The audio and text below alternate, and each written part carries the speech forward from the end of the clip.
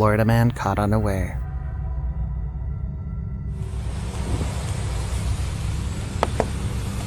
Get out of the car. Get out of the car. Get out of the car. Put your hands behind you. Get out of the car. Put your sunglasses down. Put your hands behind you. This Florida man was caught waiting for someone he'd met online. He expected to be satisfied with his friend, who was a child. Is there anything on you gonna cut me, stick me, or poke me? The body cam footage shows the moments as officers pull up to a parking lot, approaching the predator as he waits. He's pulled out of the car and the officer is met with an expression of surprise. It's as if he never would have imagined he'd get caught. As if he doesn't understand why someone wouldn't want him to meet up with a young child.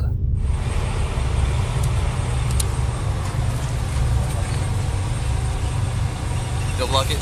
I did. Alright, go ahead. Sit inside.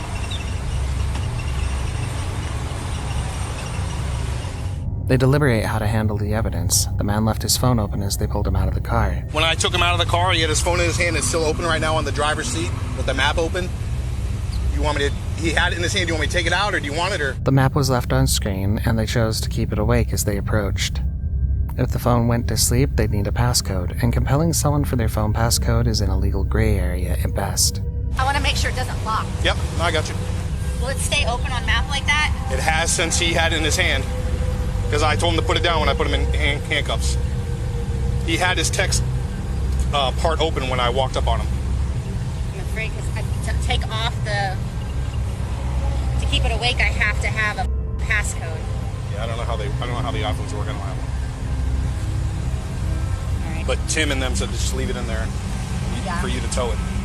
By the end of the clip, they can arrest the man for his illicit behavior, patting him down to ensure he isn't carrying anything dangerous. Still, they had to be careful. One wrong move could be the difference between catching a predator and letting him back out onto the streets.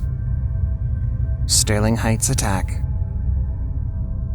Picture this. It's a typical night in Sterling Heights, part of the sprawling Detroit metropolitan area. The moon hangs low in the sky, casting an eerie glow over the streets. Suddenly, the phones at the local police station start ringing off the hooks. Reports of suspicious activity flood in, sending a ripple of excitement through the officers on duty. Now let's be honest here, this isn't some small-town police department we're talking about. These are highly trained officers ready to tackle whatever comes their way. But even for them, the prospect of a high-stress, high-stakes situation is always thrilling. The officers were called to a pharmacy that was being actively ransacked. They approached the scene slowly, not knowing what they were about to face. As they got closer, they could hear the sounds of chaos and destruction, shelves being knocked over, glass shattering, and the unmistakable sounds of people running around.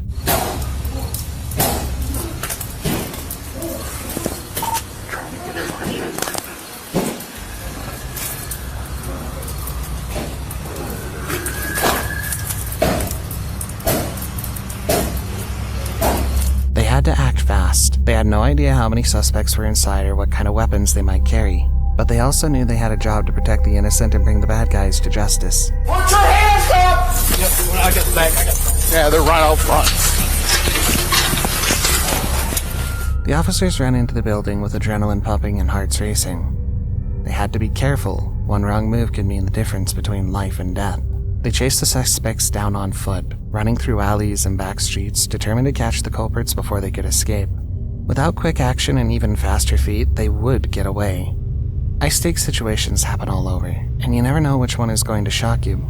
Sometimes you need to act before you think, and you just have to hope you've made the right choice. Eddie, I got one custody. What a custody, How old are you? 20? Stand up. You get on your butt? They went that way. Alright, let's go. Stand up.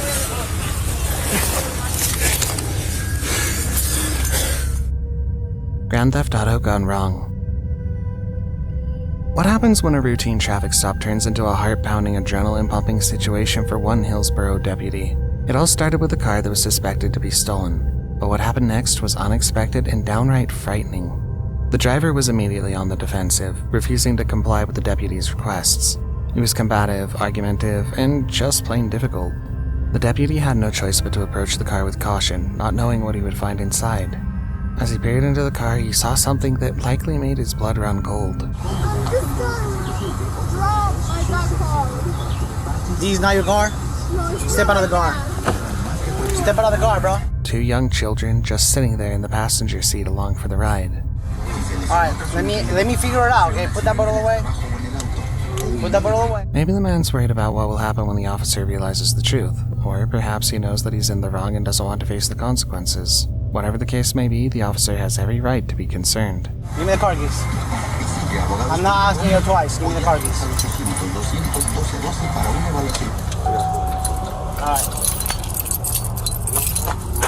Alright, step out. I don't know. As it turns out, 2 young boys are in the car with the man. But here's the kicker. They're not his kids. When one of the boys peeks out and says he's not my dad, the situation goes from bad to worse. Alright, step out of the car. That's not my dad. Step out of the car, bro. This isn't just a stolen car, it's a kidnapping. Thankfully, the officer was able to flag the man down before anything worse could happen, but it's hard to imagine what might have occurred if things had gone differently. This story reminds us that we never know what's happening behind closed car doors. It's up to us to be vigilant and report anything that seems suspicious. Who knows? You might just prevent a tragedy. Dangerous domestic dispute. Being a police officer brings these men and women onto the front lines of some of society's worst, most horrific things. Violent crimes, dangerous people, and unhinged behavior are all on officers' bingo cards every night. What happens when you get a mix of all 3 all at once? Courtney Clenny was the star of more than her online page when this 911 call brought officers to her apartment building. The Bodycam catches the moment as she asks the officers to listen to her to get context as to her behavior. She's halfway through a panic attack, barely able to get her story out as she begins to anxiously beg them to listen to what she's saying. Courtney, does he have any property in your apartment? Yes, so much. Can I, with respect, can I please? I just feel like I'm not being heard. One of the officers looks borderline bored, just staring dead-faced at her as she retells her side of the story. What else do you need? I was told I was going to get a chance to speak. Go ahead, Courtney. What's going on? Are you gonna listen? We're listening, go ahead. Say something wrong. She stabbed her boyfriend and would later be charged with a second-degree murder of the man. Not everyone expects to get in trouble when they break the law. They hope to get off scot-free, get away with their crimes, bad behavior, and more. I want to be like exonerated, I guess, of like anything wrong. And I want him, okay, the police are here. I want a restraining order against Christian Gonzalez. We don't issue those. Because, no, I'm serious. Can I do that? Where can I go to court. You have to go to downtown. But how can I make myself first? Because I know him and he would do it. How can I make myself first? When they're finally caught and punished, they never seem to understand what's going on. Turn off your camera. Police officers are often portrayed as the heroes, the ones who protect us from the bad guys. They're the first defense against all sorts of harm, from criminals to violence. But what if the ones who are supposed to protect us have their own hidden agenda? You might have heard stories about how good cops are becoming harder and harder to find, and how the truth might be darker than we imagined. Sadly, it's not just a mere rumor. It happens more often than we think. Take this clip, for example. It starts off pretty standard, a routine traffic stop, but then out of nowhere, something unexpected happens. The man behind the wheel is clearly drunk, slurring his words and refusing to make eye contact. A what? Captain. Of what? Don't reach in your pocket. Get back in your car. He says he's a captain, which seems a little strange at first. The officer doesn't seem to understand. He's telling the man that he's the captain of the Oklahoma City Police Department, something that earns almost no response from the officer who pulled him over. You've been drinking tonight, sir. I'm a captain on the police department. What police department? Oklahoma City. As the officer presses him for more information, the drunken captain mumbles something under his breath. It's almost impossible to catch. Still, he asks the other officer to shut his camera off. But the officer wouldn't let him off the hook that easily. Despite being a brother in blue, he knew that drunk driving was a serious offense, and he wasn't about to let this guy slide. Eventually, the captain was forced to admit he'd drunk too much at a poker game. How much you drink at your poker game? Not much. Not much? How much is not much? I don't know. Beer? Liquor? Yeah. How Beer. many beers? 3 or 4. 3 or 4? How long ago was that? It's been going on a while. He swerved in front of the wrong officer that night, and now he was paying the price. He's stumbling all over himself, unable to continue the sobriety test from the beginning. Soon it devolves into full-on begging, leaving the drunk captain out of luck. Sir, going. turn that off. I cannot, sir. Please. I know you're aware of our body cam policy. You know I cannot turn off this body I do, camera. but I'd like to talk to you. I can't do that, sir. Please. Despite everything, the officer keeps his cool. He simply reminds the captain of the Bodycam policy and gives him chances to complete the field sobriety test. Alright, anytime you're ready, you may begin. 1, 2, 3, 4. He does eventually fail, though, and is taken to a local detention center to later be released on bond. It's tough to say how often this happens, and how often those body cams are shut off, and we don't see the officers misbehaving. The fact that it can be shut off at all is pretty terrifying on its own. Can we turn the camera off now? Yeah, we'll turn the camera off now. Thank you. Since you watched up until this point, why don't you consider subscribing to the channel before our last clip tonight? We upload 2 new creepy, disturbing, and downright scary videos every week, so stay up to date with our latest releases by getting those post notifications.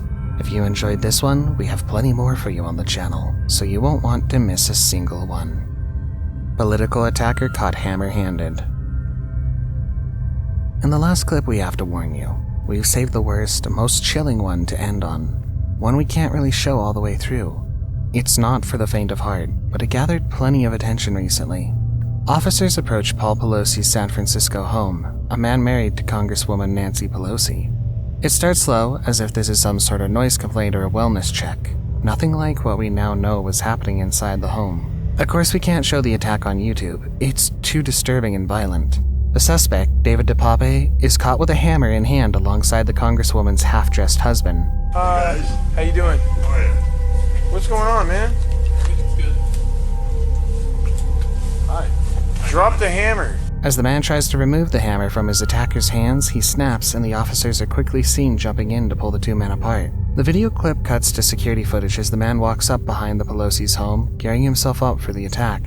The whole episode seems to be sloppily thrown together, as if this unhinged man came up with it and implemented it in a matter of days, incensed by his political beliefs and becoming unhinged.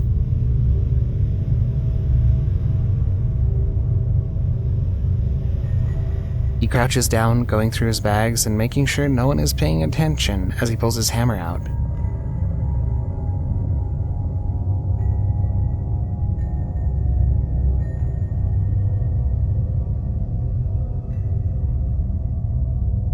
It's hard to tell exactly what's going on in his mind, but as he smashed through the locked back door, we know exactly what he plans to do.